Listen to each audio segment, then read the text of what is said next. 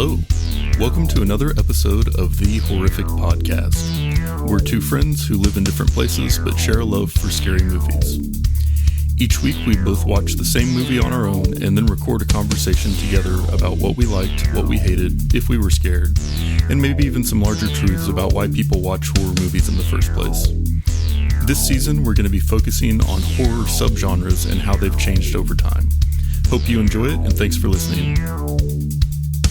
So I think we're like 368 episodes into season 3 at this point. Mm-hmm. Yeah, but I still don't really see any end in sight. No, I think this season's just going to keep going and going. This may just be what we do now. Yeah. But anyway, this season we've been doing different 5 or 6 episode miniseries on different horror subgenres. And so far we've done zombies, slashers, haunted houses, and monsters. This week we're starting something new, and I'm pretty excited about it. It's going to be good. It's going to be a good section. It always feels good when we start a new section. Because like in getting ready for it, like we've done a bunch of reading about it and stuff, and then we get like really excited about the movies we're about to watch. And it's just kind of that like fresh energy, and I like it.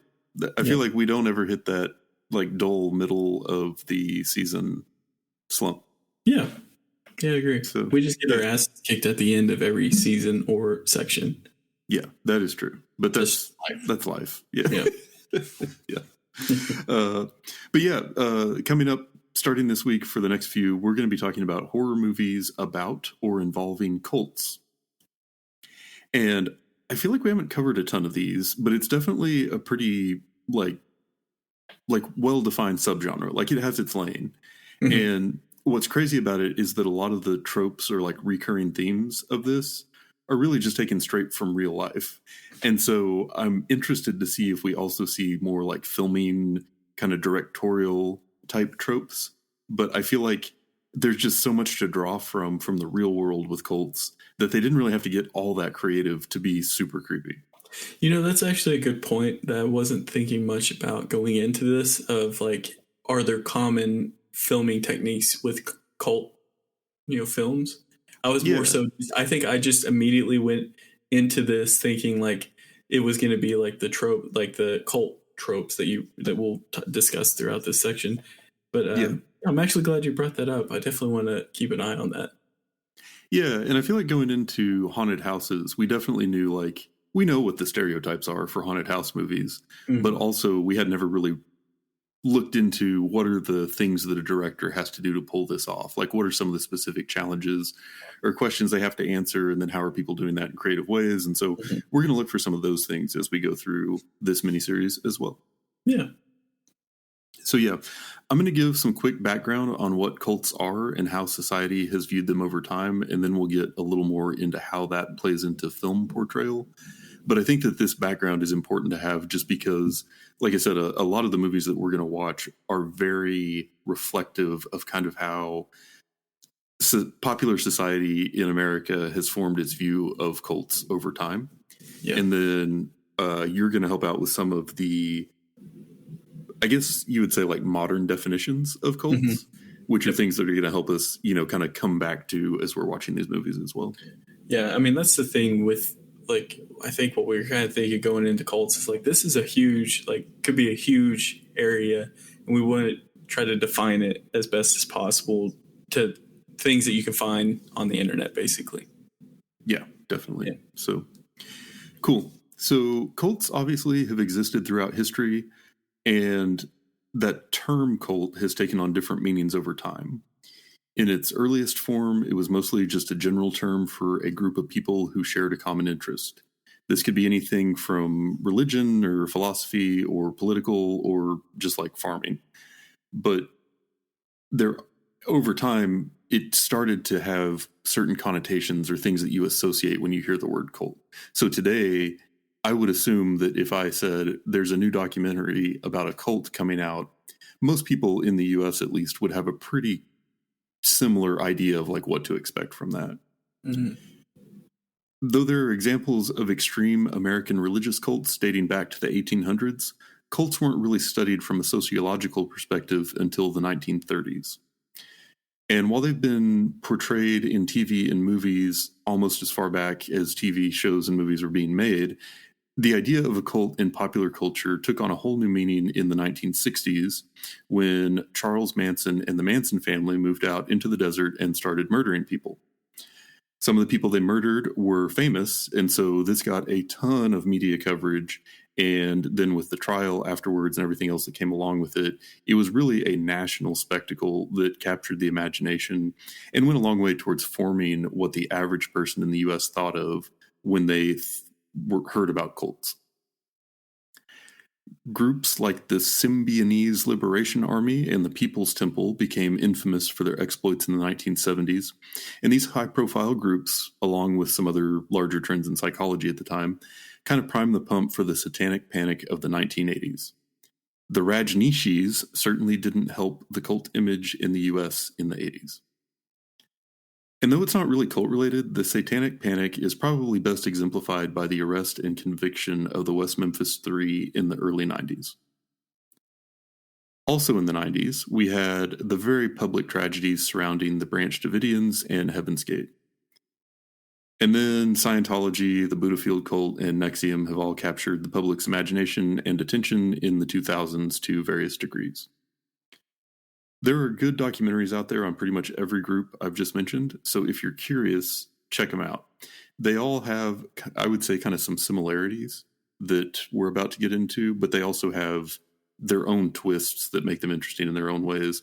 And it's kind of interesting to see, too, like the evolution of what was appealing to people at the time and what that manifested itself in as far as like these little closed societies that they were creating.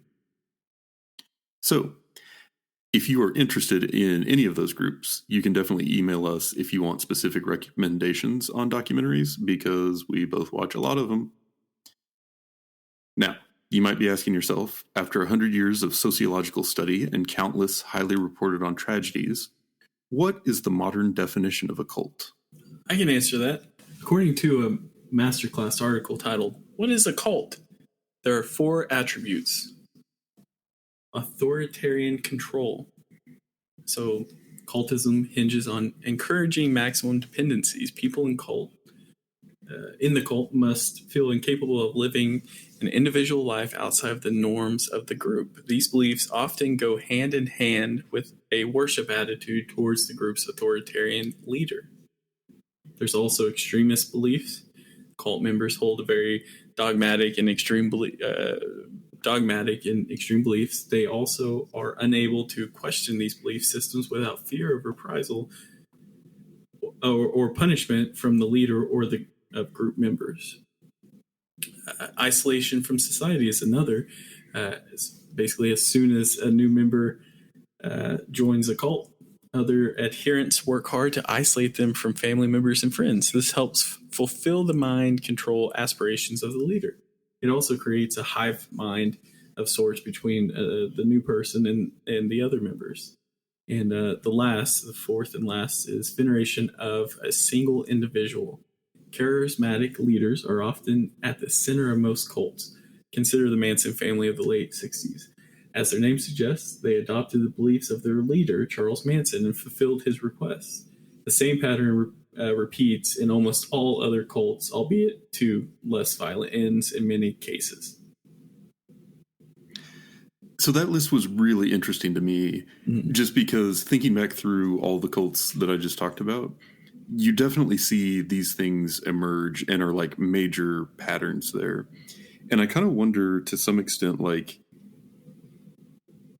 do all cults just naturally, like, is this the only way a real cult can be formed? Or is it just that these are the things that have been like highlighted about the high profile ones? That's a good point, actually. Like, I wonder if like there have been cults that just started out as like normal organizations that had like these like characteristics, like a charismatic leader. They kind of isolated because beliefs, talking kind of about religion in a way, and then because of that, you then find out that you're like, oh, I'm in the middle of a cult. Mm-hmm. I wonder if that's how it can start too. Yeah. Oh yeah, definitely. Like, I think a lot of times they kind of evolve in it's like some of these things feed the others. Yeah.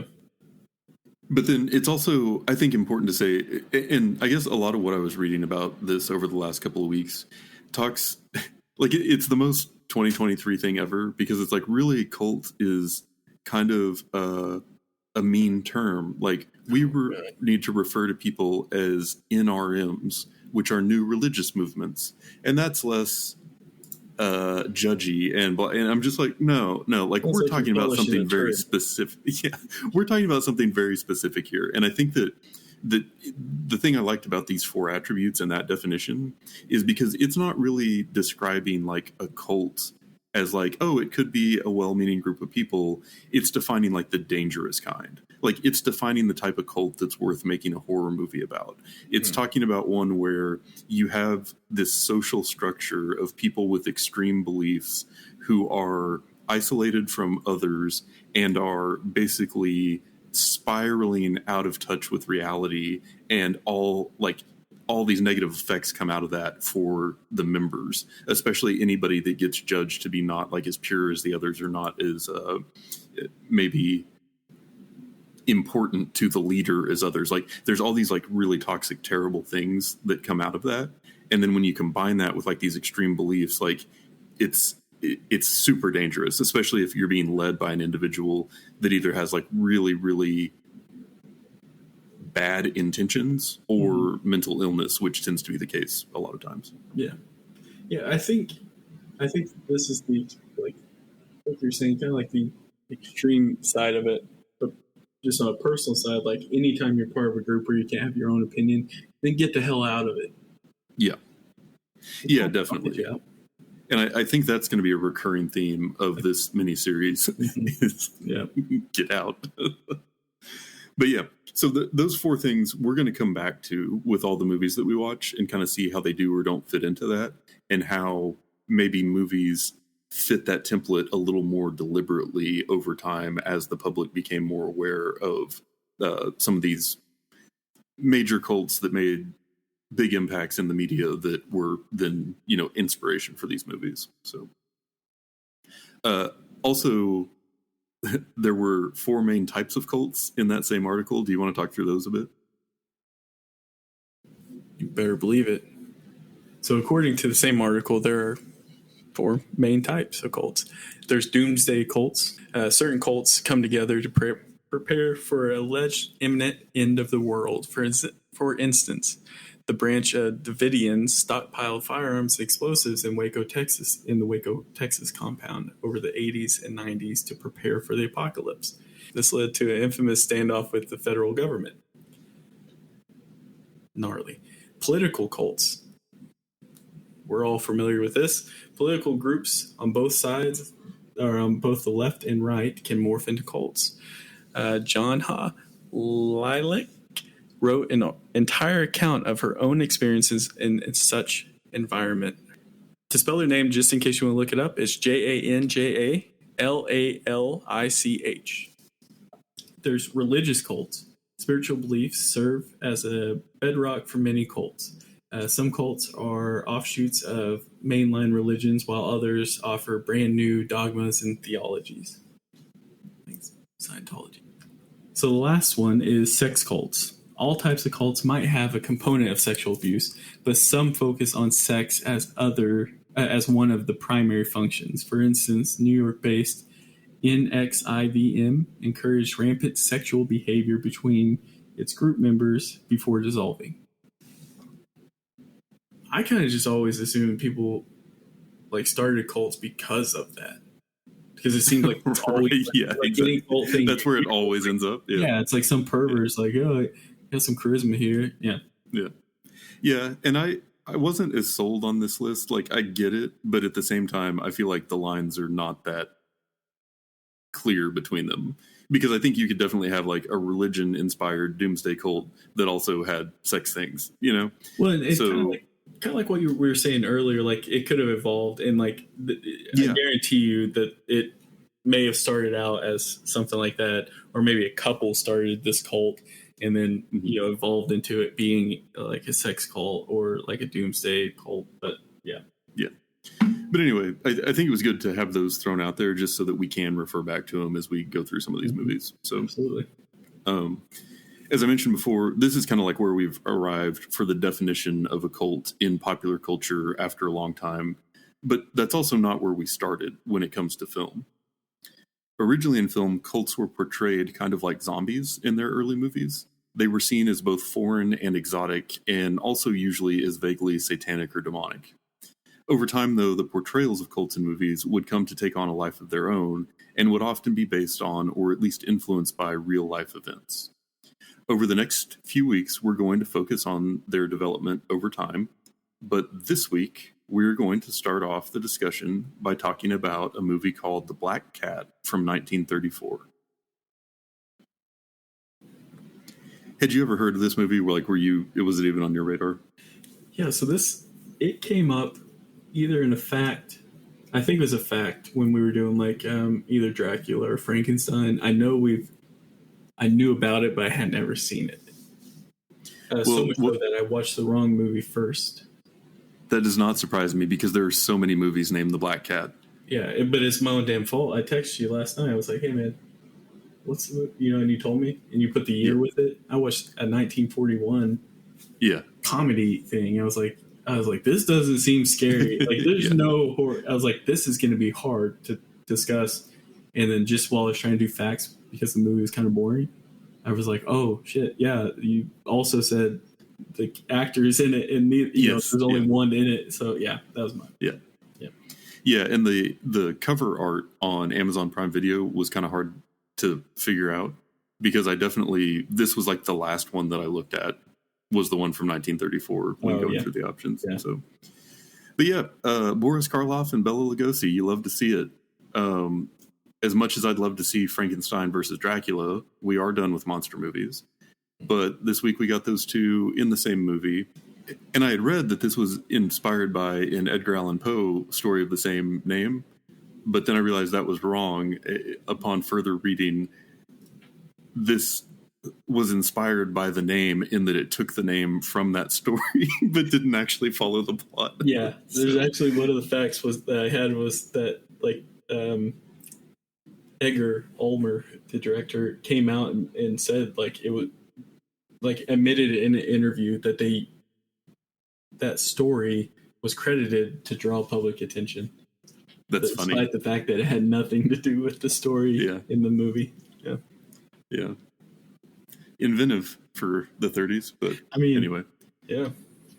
Yeah. And this one was pre-code, so it could go a little harder than Hays Code. So, there was some interesting things in it that I was a little surprised by, but we'll get into all that. I will do a quick introduction, and then you can do your fun facts before I accidentally give any more of them away. And then we will get into the convoluted story details. Okay, there we go. In 1934, Universal Pictures brought us The Black Cat, a pre-code horror film directed by Edgar G. Ulmer. This movie tells the story of American newlyweds honeymooning in Europe who find themselves caught up in an epic tale of revenge between two men with a complicated past. The longer the couple stays, the more danger they find themselves in, and the more they learn about the two dangerous men they've met. I know that sounds super vague in general, but this movie had an insanely complicated storyline. Just know that it ended up with a satanic cult attempting to sacrifice the bride. This movie was made on a budget of almost $96,000 and made around $236,000 at the box office. It can currently be rented for streaming on Amazon Prime Video, but you're going to have to hunt to find it among all the movies named The Black Cat. I will say, though, that even though I watched a lot of the other movie, I would almost say almost 100% of it, Amazon still refunded the funds. Oh, that's cool. If you watch the wrong one, just ask them. Worst thing that happened. That's awesome. Yeah, I was trying to do the refund through the automated thing. I said, purchase on accident or something like that, and it said it can't do it. And there was an option after, you want to look for or chat with someone. I was like, yeah, let's just chat. Might as well. I got bored. And I hit that, and it just immediately said we refunded the money to your account. I was like, hell yeah. Got 'em. They had a cutoff and you didn't hit it. That's awesome.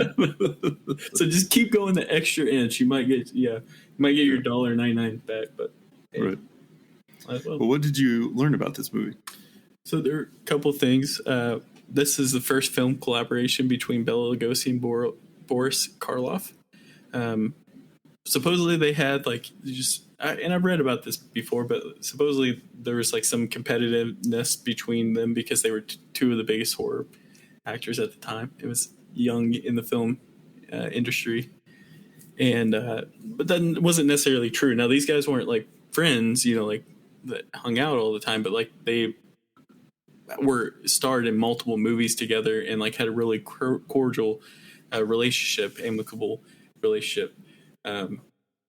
Which is just, I guess maybe like it's not as crazy to think about considering we have movies like any Marvel movie that has like every single star in it. Yeah, right. Ever. But I really feel like at a certain time, like that wasn't a thing, like up until like the 2010 or something like that. Like, so I could definitely see like how there could be some sort of competitiveness there, but they were friends the whole time. I do feel like they were trying to out creepy each other the whole movie, and everyone else won. Yes, yeah, 100%, yeah. I also I just love seeing Bela Lugosi in anything where he's not Dracula. Yeah, so those are the facts. No, I'm sorry, I got one more. Okay. About the soundtrack. Oops. Yeah, so obviously at the time we're talking 30s. Movie music was a thing because it just came from the silent era. But with this, when talkies started coming in, music started being less important in films initially. But with this, there was almost continuous background score throughout the whole film. And I want to say this, and if anyone can send us an email with this answer, I will buy 2 tickets to any movie that you guys want to see. Or mail them one of your copies of Predator. I don't want to ask the question anymore. Those are mine. Just kidding. I'm so sorry. So there's a song that plays throughout this whole thing. And now this is all instrumental, so I can't explain it. But there is a song like it's kind of like when their like lovey scenes are happening. It's real peaceful and beautiful. It plays throughout the whole film, like throughout multiple times throughout it. That's reused in multiple old movies. Specifically in a John Wayne film. And I need to know what the name of the song and composer is. I have no more information than that. But I'll buy you 4 tickets to any movie because now that I've said it, it sounds harder to answer. But I'll tell you, it's in a John Wayne film for sure. And it's in this film. So just cross-reference those. Can't be too hard. Get back to me in a week or so. So those are my right. Cool. Yeah. So this one was a Universal picture, and I feel like everybody knows about the Universal monsters from around this time, but this one was a very, very different type of movie. And even based on like the opening credits, I was kind of surprised it wasn't a silent film, but it was not like your standard monster movie. It had a really convoluted storyline about, these newlyweds who were honeymooning, and then they had to get off their train because of weather, and then they got into this guy's bus or something, and then ended up at some other guy's house, and there was this story about one of them being gone in war for a long time, and I had kind of a hard time following all this, but it was also super creepy. And it was kind of interesting because it didn't really feel like it fit into any formula of another movie that I've seen from the time. Like it just felt like its own type of thing, and it was super weird, and it was kind of hard to look away. Yeah, I think. Yeah, that's what I got for that. I agree with that. There's nothing to add. I was just going to repeat what you said. I still don't understand, like, wife, daughter, someone was Karen, someone, I don't know. It was weird. Also, why was Bela Lugosi so terrified of black cats? Yeah, there's a word That just for seemed that like too. such a random plot point. You know there's like a phobia of cats. Like I mean, there's phobia of everything, but yeah, it's called allurophobia. I looked it up because it's like, Yeah. why? Like trying to figure out. But this dude was scared of cats. Like, man, The first time one showed up and he just throws a knife at it. yeah, like Just another scared, one? but also wildly violent. Yeah, yeah. If you like, yeah, it was super strange. I've been attacked by a cat, and I don't hate cats. Yeah. So like, I wouldn't. I don't want to know, but Yeah. he hated them though. Yeah. And so this movie was only an hour long, so there was not like. I don't feel like we need to spend a lot of the time on the beginning pieces of the setup. Mm-hmm. But where this movie kind of took a turn for me was when you see Boris Karloff's character reading the rights of Lucifer. And so like that's printed in like very large font, Mm-hmm. with the book. And then it goes through and talks about like this ceremony that's coming up. And so that's kind of like foreshadowing that there's more going on than you know about. Mm-hmm. And then he and Bela Lugosi play a game of chess to decide whether or not the honeymooners get to leave or not, because that's how these things are decided. Mm-hmm. But really, the whole thing is kind of this lead up to this satanic cult ceremony. And Lugosi goes and is talking to the wife of the couple and says, "Did you ever hear of Satanism, the worship of the devil, of evil? Herr Pulzig is the great modern priest of that ancient cult." And I think this is the oldest movie that I can remember where the word cult has been used. I mean, I'm sure there were others that talk about, satanic cults or something. But really, in this case, kind of like we were talking about in the intro, it is a thing that is happening in another country. It's mysterious. It has these ancient origins, and it's all tied to the devil. And that's kind of different than what like modern portrayal of cults are. So there were a few other things with it too that I would almost like associate more with witchcraft than with like modern cults. So like they're waiting for the dark of night to do their ceremony, and like rituals seemed to be a really important part of it, and there was going to be sacrifice. It seemed like it was kind of tied to this natural phenomenon or occurrence or time of day on a certain day and stuff. And it just really, to me, almost felt more almost kind of witch-like than it did cult-like by modern standards. Yeah, I definitely think that's the case. And thinking back on it, I wonder if it's because of like I feel like that's kind of how some of these witchcraft films that we watched in the past has handled itself, kind of like the same format in a way as this one. Like you kind of find out kind of towards the end a little bit, thinking of like witch is kind of an example a little bit, but yeah, it definitely reminded me more of a witchcraft voodoo style than anything else.